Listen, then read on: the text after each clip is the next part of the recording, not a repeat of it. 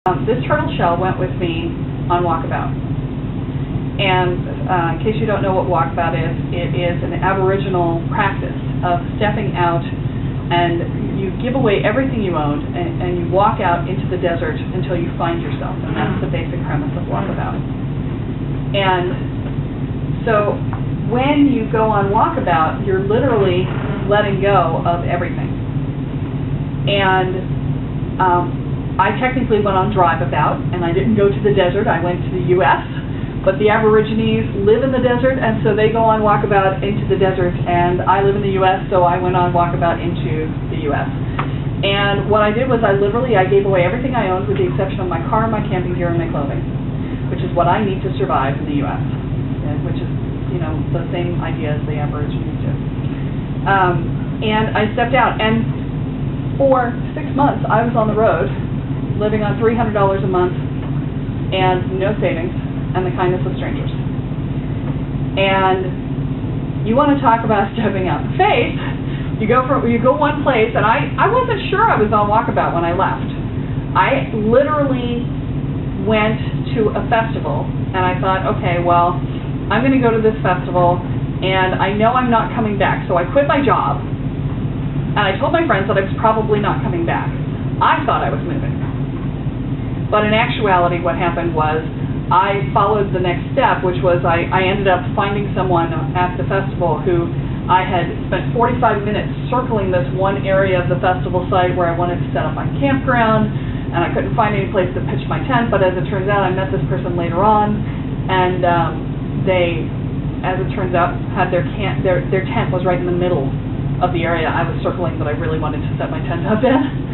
And I ran into multiple different people associated with this person. And so I ended up following that person home, thinking, okay, this is the next step. I'm moving to Bloomington, Indiana. Never wanted to go, never thought I'd live there, whatever. So I follow this person home to Bloomington, Indiana. I pull in at 5 o'clock in the morning, and I pull into the town, and I go, crap, this isn't home. Crap, I'm on Walkabout. So at that moment I realized that I was on the road and that I wasn't going to be coming home until it was time to come home.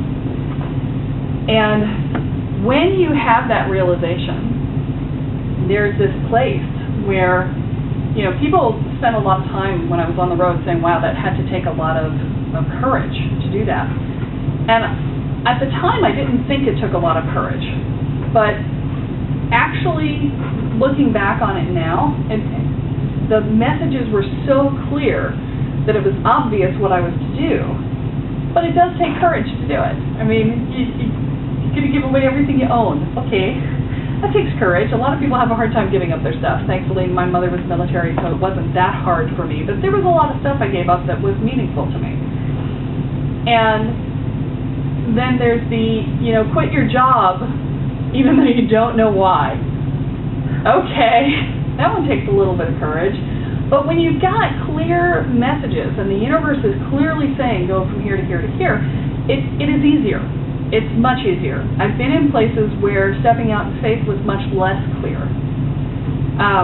But I will say this, if you hope to learn to step into the flow, if you hope to learn to spend time in the process, and to be able to be in faith and be in the flow, you have to practice your courage.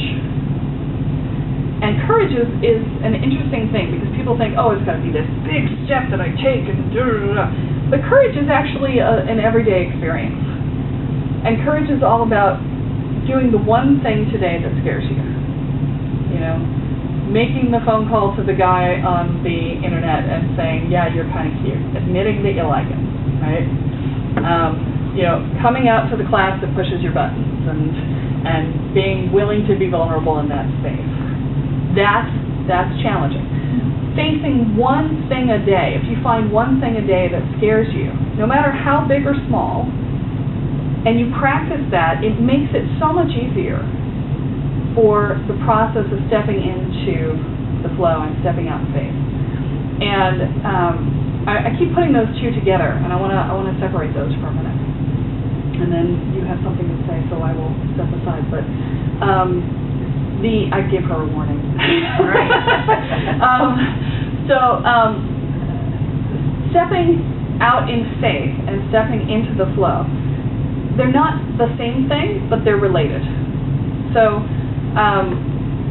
the stepping out in faith is, you know what it is that you're to do, even though it seems illogical or strange or counterproductive to what you're trying to create in your life or whatever. And you just go and do that. And that's a courage thing.